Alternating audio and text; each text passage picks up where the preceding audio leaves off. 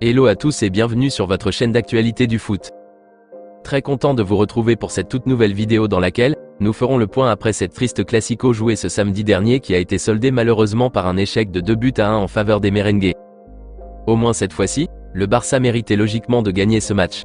Mais cela n'a pas été le cas. La rencontre avait plutôt bien débuté, mais a finalement tourné au vinaigre. Nous reviendrons bien sûr en long et en large sur les choses assez positives qu'on a pu constater, ainsi que les mauvaises, qu'il faudrait sérieusement améliorer pour que les choses puissent aller au mieux. Donc reste jusqu'à la fin de la vidéo pour ne rien manquer. Mais avant tout juste de commencer, abonne-toi si c'est la toute première fois que tu nous suis sur cette chaîne et active la petite cloche de notification, afin d'être à la une de toutes nos vidéos actualités comme celle-ci, qui te parle régulièrement des joueurs du FC Barcelone, et t'informe chaque jour sur les dossiers importants programmés sur le mercato hivernal à venir. Donc n'hésite pas à laisser un gros pouce bleu, à surtout commenter la vidéo et si possible la partager, si bien sûr le contenu proposé t'a vraiment plu. Si c'est fait les amis, alors let's go. Et bien voilà, c'est avec tristesse, peine et douleur que l'équipe barcelonaise a clôturé la soirée de ce samedi par cet échec contre le Real, une défaite qui ralentisse la course des Catalans pour la première place du classement. Ils sont désormais à 4 longueurs en arrière des merengues qui consolident leur place de leader de la Liga avec ses 3 points gagnés après ce classico. Et franchement parlant, je pense que tout le monde serait d'accord avec moi pour dire que le Barça méritait de remporter ce match, surtout avec tout ce qu'ils nous ont offert comme jeu malgré l'effectif restreint qui était à disposition du tacticien catalan Xavi Hernandez avant d'entamer cette rencontre. Au moins cette fois-ci, je pense à mon humble avis que Xavi a fait le choix qu'il fallait pour cette rencontre. Et la formation qui a été mise en place, n'était vraiment pas mal au vu des circonstances. Il a préféré jouer avec 3 défenseurs derrière à l'instar de Ronald Araujo comme latéral droit pour bien canaliser Vinicius, et Andreas Christensen qui a pas mal occupé la charnière centrale, et Inigo Martinez qui s'est positionné sur ce côté gauche de la défense. Ensuite il ramène Joao Cancelo et le jeune Alejandro Balde au milieu de terrain pour renforcer le cœur du jeu avec Gavi et Ilkay Gundogan, et de passage apporter plus de possibilités devant. Des positionnements qui ont beaucoup aidé le Barça à contrôler efficacement le jeu au milieu de terrain et à se créer énormément d'actions. Et franchement, malgré ce score décevant, je pense qu'ils ont bien joué. La chose qui m'a un peu dérangé, c'est la non-titularisation de Lamine Yamal. Je pense à mon humble avis que Xavi devait le mettre dès l'entame du jeu pour apporter plus de percussion sur son côté droit, avant de faire rentrer Ferran Torres en cours de jeu. L'expérience nous a montré 2-3 fois dans le passé, que Ferran est toujours performant lorsqu'il rentre en cours de jeu.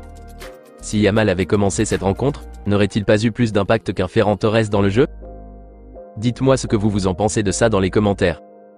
Et quoi dire de notre infatigable Pablo Gavi? Malgré cet échec, je pense qu'il a réalisé une excellente rencontre une fois de plus. Il courait partout comme il le fait à son habitude, il récupérait même des ballons dans les pieds des joueurs merengues comme Carvajal et autres. Et franchement, sa peine et sa tristesse après la rencontre a vraiment touché une grande partie des fanatiques barcelonais. Et c'est très compréhensible. Ils méritaient de gagner en réalité ce match, mais malheureusement l'efficacité qu'ils ont fait preuve dès l'entame n'a pas persisté jusqu'à la fin. Et sur ce point, je pense qu'il y a un sérieux problème au Barça dans sa façon de gérer un match dans son entièreté. Et ce classico n'était pas la première fois. L'équipe Blaugrana a perdu pareillement plein de rencontres de grande envergure par le passé, et chaque fois c'était la même chose. Des difficultés à maintenir le cap et à rester constant jusqu'à la dernière seconde du match. Voici d'ailleurs les propos tenus par le coach Xavi Hernandez en conférence de presse après la rencontre, sur l'ensemble de ce match et la soi-disant injustice naturelle qu'ils ont subie, et la conclusion qu'il a pu tirer après le coup de sifflet final. Il a dit ceci. Même un match nul ne reflèterait pas ce que nous avons vu sur le terrain. Je pense que nous avons joué un match pour gagner mais nous avons perdu. Un mauvais résultat, même si je pense que nous avons joué un bon match. C'est dur, mais le but est de gagner la Liga et ce n'est pas fini. Nous avons manqué d'efficacité, mais je pense quand même que notre approche a bien fonctionné. Je pense qu'ils nous ont fait souffrir à la fin, et c'est ce qui a tout gâché. Nous avons besoin de 5 ou 6 occasions pour marquer alors que Madrid, avec 2 tirs, a marqué 2 buts. C'est vraiment inacceptable. Si tu ne fais pas de break contre le Real, ils peuvent revenir. Nous n'en sommes qu'à la 11e journée de la Liga, donc nous devons être patients et continuer à travailler. L'équipe a bien joué. On a dominé 60 minutes sur 90 minutes au total mais ça ne suffit pas. C'est aussi ça le football. Concernant l'attitude de Vinicius et ma dispute avec lui, je lui ai juste dit que ce n'était pas une faute. Il n'y a rien là-dessus. Les joueurs dans le vestiaire parlent d'un éventuel penalty. Je ne sais pas, et je ne l'ai pas vu. Ce n'est pas important. Nous n'avons pas perdu à cause de cela. Nous avons perdu parce que nous n'avons pas été efficaces jusqu'à la fin. Je pense que la différence entre la première mi-temps et la seconde mi-temps, c'est à partir de l'heure de jeu. En face, tu as une grande équipe, et tu as aussi la fatigue. Ce qu'on avait prévu s'est déroulé au début du match, mais le problème a été le manque d'efficacité et de constance. Jude Bellingham est un grand joueur, et on avait réussi à l'annuler en première mi-temps. On en avait parlé avant le match qu'il pouvait surgir et attaquer les petits espaces pour marquer, mais malheureusement il a marqué comme ça à la fin pour nous enfoncer. Et c'est vraiment de notre faute. Dans le jeu, on a bien joué dans l'ensemble et on méritait mieux, mais c'est le football. Si tu ne punis pas, tu le paies cash. Surtout face au Real Madrid. Les dernières minutes, on a manqué de continuité, et c'était que des allers-retours.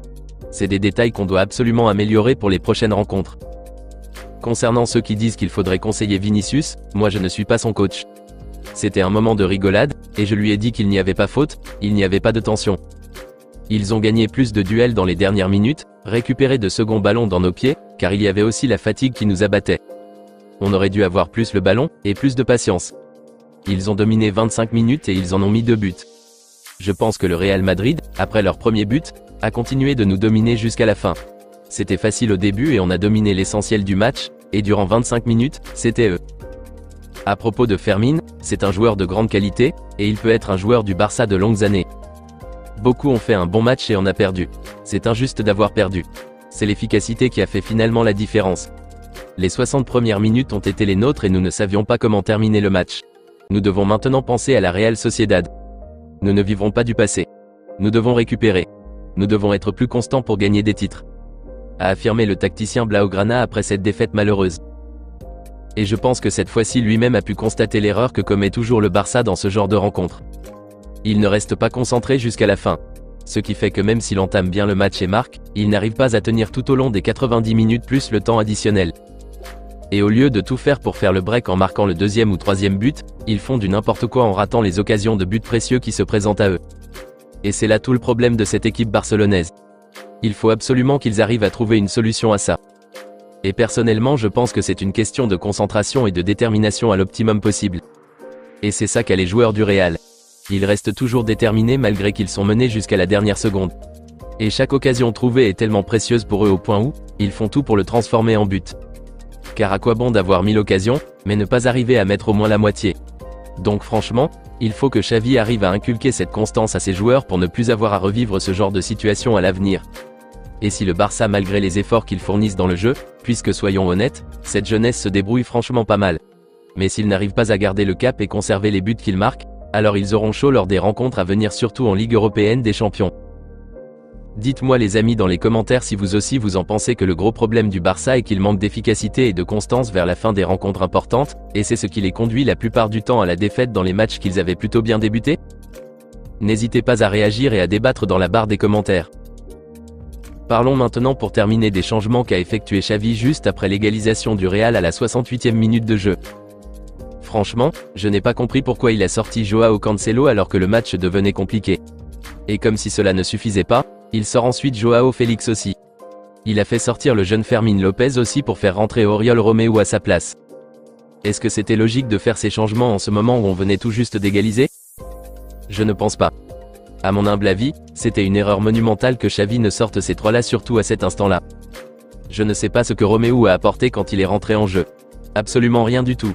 Donc s'il voulait faire rentrer Rafinha ou Yamal, le mieux était de faire sortir Fermin Lopez et faire rentrer l'un d'entre les deux. Mais quant à Cancelo, il devait terminer cette rencontre. Donc franchement parlant, je n'ai pas été d'accord du tout avec ces changements effectués par le tacticien Blaugrana Xavi Hernandez.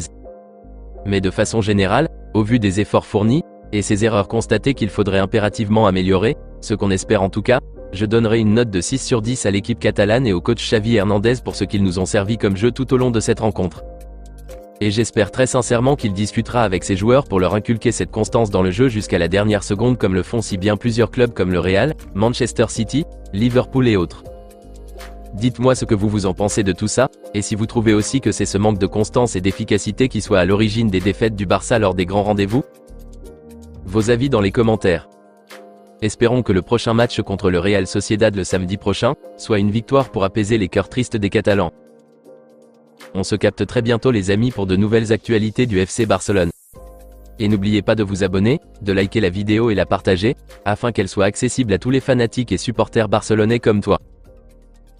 À très vite les amis. Affaire à suivre.